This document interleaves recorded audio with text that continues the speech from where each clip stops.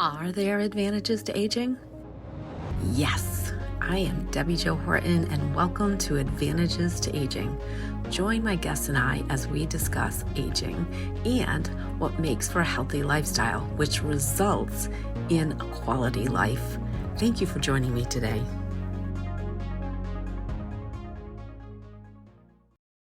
Welcome back, listeners, to another episode of Advantages to Aging. And I have my favorite doctor back with me, Dr. Green from Winona. We're getting even deeper into menopause and all of the myths about taking hormone replacement therapy. Welcome back, Dr. Green. Thanks. It's great being here. Well, we always pack so much information into these episodes. I'm going to jump right in. I'm going to give a little myth and let's debunk that, shall we? Taking hormones increases the risk of cancer, blood clots, strokes, and cause lots of other scary diseases. True? False. So as most myths go, there's always a teeny bit of nugget of truth somewhere in there, but the myth doesn't really tell the right picture. So let's talk about the nugget of truth first, I suppose, and then let's debunk the myth itself. Perfect. So if you were reckless about if a doctor was reckless about providing hormone replacement therapy and they gave hormone replacement therapy to people that really aren't good candidates for it, yes, it can cause problems. It's a medication, and there are some people where it's not the right thing for. So that's probably mostly where this myth comes from, is for people that were, given a medication that they probably never should have been given in the first place. Mm-hmm. The other thing is that there is a little bit of truth about the breast cancer, and that is that hormone replacement therapy, at least combination estrogen and progesterone, probably slightly increases the risk of breast cancer over the long run. Interestingly, there's two huge studies that showed that estrogen alone actually did not increase that risk. But you've got to look at things now as a big picture. And so the goal is to try to live, well, at least for me, as long, healthy as possible. I want to feel great and live as long as I can, feeling great. I don't want to live a long, miserable life, but I want to live a long, healthy life where I feel great. And so that's the goal. And if you look at women that are on hormone replacement therapy that are appropriate candidates, someone did their due diligence and made sure that they were somebody that, okay, this person is a good person to take the medicine, on average will live a longer, healthier life than somebody who's never been on hormone replacement therapy at all. So if you start with the big picture, that in and of itself debunks the myth, because what's the goal? The goal is to live a long, healthy, productive life where you feel great. And hormone replacement therapy, you have a better chance of doing that on hormone replacement therapy than off hormone replacement therapy. So that in and of itself debunks the myth. But let's look a little deeper at that. Most of the longevity really comes from the cardiovascular benefits. And so women that take hormone replacement therapy, again, that are appropriate candidates, have decreased risks of dying from cardiovascular disease, which is the number one killer of women, much higher than breast cancer or anything else. True. And so if you can cut those numbers down, you're going to live a longer, healthier life. I used to tell a little joke. My wife never liked this. So Wait. So the listeners mostly are women. Are we going to like it? No, she didn't like it because it worried her. So I used to be a really big guy. When I turned 50, my son actually sat down and had a heart-to-heart with me, and like, you need to turn your health around. You're not going to be around, for me to enjoy. And I lost 55 pounds, started going to the gym and working out. But I used to tell people that I was on a cancer prevention diet because I figured I had to die of something. And if I raised my cardiovascular risk high enough, I would never get cancer. Oh, so, right, that's my wife didn't like that. So, and I don't recommend that diet, by the way. No. But that was sort of my joke about why I was eating like a pig and looking like one. And so that's really not the way to do it. The way to do it is to lower your cardiovascular risk, be healthier, feel better, live longer. That's the way to go. Eventually, someday, we all die, meet our end. The one thing I think you can say that everyone in the world would agree with is that eventually everybody has to die at least once. Everybody kind of Exactly. agrees with that. Well, my great grandmother at the age of 94 called her children to her side and said, "It's time to go home to Pa," closed her eyes, asked them to read the 23rd Psalm, and passed away. That is how I want to go. Wow, that's a nice death. Yes, Yeah. that is my choice. Thank you very much.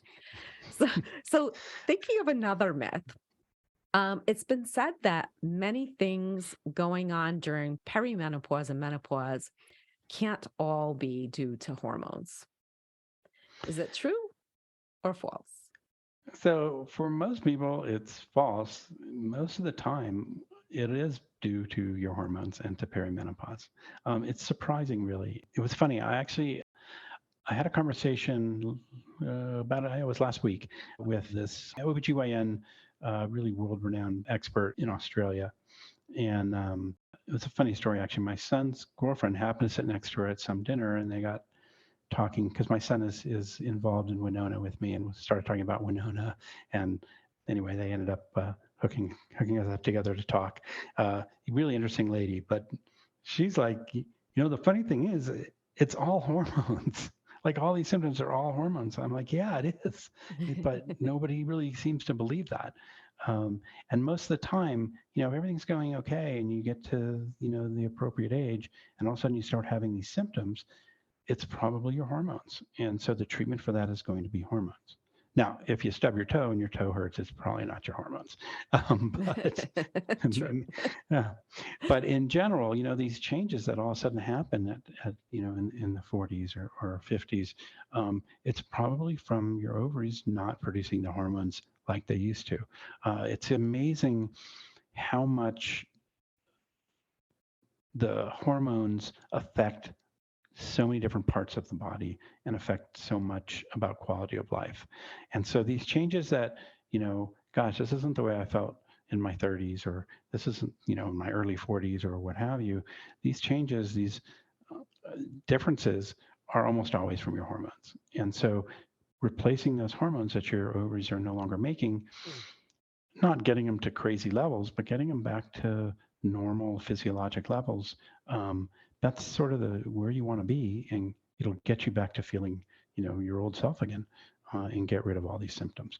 So for a lot of people, yeah, all those symptoms, they're from Mm, your hormones. yeah. So, kind of on a little bit of a different vein, we talked about hormone replacement therapy, and I know a lot of people look at different things that are supposedly more natural or herbal supplements being safer than prescription medications. Is it better to go all natural? And if they're sold in the US, do we know that they're safe? I guess that's So two questions in one. yeah, Sorry about that. so yeah, this idea of all natural always kind of makes me giggle a little bit because there's cyanide's natural, and I certainly wouldn't recommend taking it. So just Exactly. because something is provided by Mother Nature doesn't necessarily mean that it's good for you. Certainly, there are some natural things that are good for you and are healthy, but slapping a "this is natural" label on it doesn't necessarily make it better or even good. Um, Or even the safe. sup or even safe. And the supplement trade, the supplements is really kind of interesting. It's a way around the Food and Drug Administration. So the FDA keeps an eye on medications to make sure, number one, they're safe, and number two, they're efficacious, that they actually work. It really goes back to the early 1900s when there were these quote unquote snake oil salesmen, and people could say anything they want and make any claim they want, and it didn't matter whether it was true or not. And so that was part of the reason the FDA was made, was to kind of get this under control. And the labeling of supplements as food rather than as medicine gets them around the FDA. So they only have to show that they're safe to eat like a food rather than they actually work like a drug. And so these supplements don't have the same science behind them. They don't have the same studies to show that they're safe or efficacious. Doesn't mean they're not, but you don't really know that they are. And look, the FDA is not 100% either, but at least you know that there's been a body of research where they've studied this on lots of people and made sure that it's safe and it works. So there are some supplements that may be worthwhile, and there are some supplements that have a lot of data behind them, but a lot of times the supplements is a way around this safety monitoring. And so that always gives me, just a little hesitation before I would take a supplement to make sure that it really is going to do what they say it is, and it's going to be safe. Yeah, I usually look for all of the white papers, knowing that somebody's been keeping an eye on it and it's more than one doctor says. Right, exactly. 4 out of 5 dentists surveyed, right? Yeah, 4 out of 5. That's better than 1 out of 5. Right. Looking to take the important steps towards a slimmer, healthier you? We're here to help. NeoraFit combines a line of innovative dietary supplements that support your body around the clock with sustainable lifestyle habits that help you achieve and maintain your fitness and weight loss goals. We've spent years researching the right ingredients and technologies to help support a sustainable, fit lifestyle. Not only are these products true to our promise of providing natural and clean formulations to provide you with scientifically backed results, but we've combined the product with a program based on the principles of the book, The Slight Edge, giving you healthy daily disciplines that help you compound your results over time. And we've also developed a support system to share fitness knowledge and encourage you every step of the way. Back to the show. And I think the last thing is, would you recommend a test to see whether or not there's a need for hormone replacement? Is there a test? So yeah, it turns out that tests for hormone replacement therapy aren't particularly helpful. The one reason is that hormones vary a lot, not just day to day, but even hour to hour. And so it sort of depends on when it was drawn as to what the level is going to be. And so levels, these blood levels or saliva levels or the urine, the dried urine tests, they give you a spot in time of what your hormones were, but it doesn't really tell you what's going on.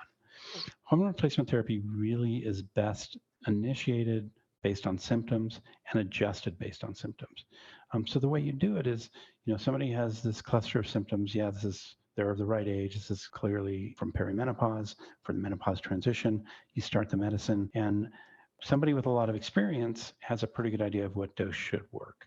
So I always start people at that dose, and I always err on the side of less because I'd rather underdose than overdose somebody.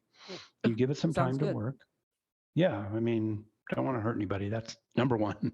Right. Give it some time to work and then reassess. How are your symptoms? It's like, oh, I feel perfect. Great. Oh, a little bit, I'm better, but I could still use, then we need to up the dose a little bit. And you titrate the dose up until you get that perfect spot where the symptoms are relieved without causing side effects. And that's really the way to manage hormone replacement therapy.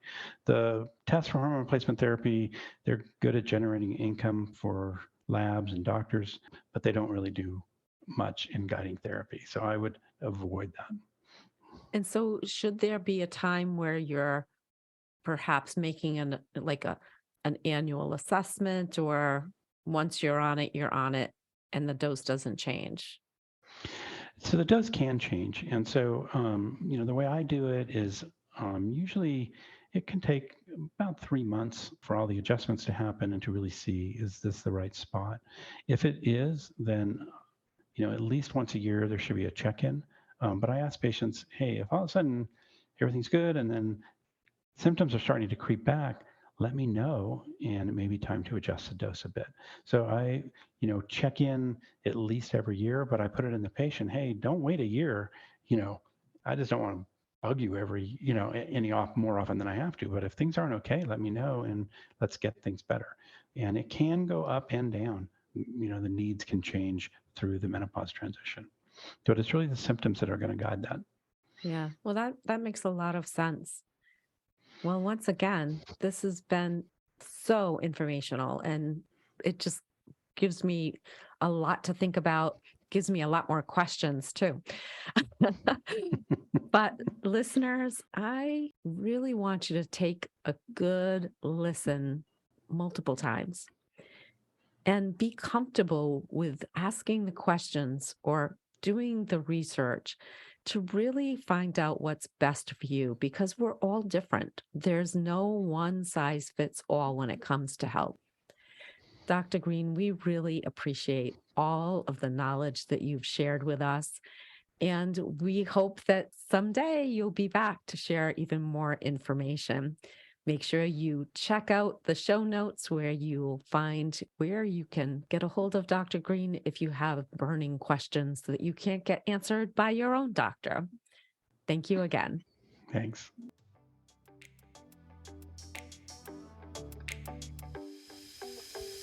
Do you think one of the biggest advantages to aging is all the knowledge we gain along the way? Me too. What did you learn today? Share with me in my Facebook group with the same name as this podcast, Advantages to Aging. Now hit subscribe so you don't miss all the tips to come in future episodes.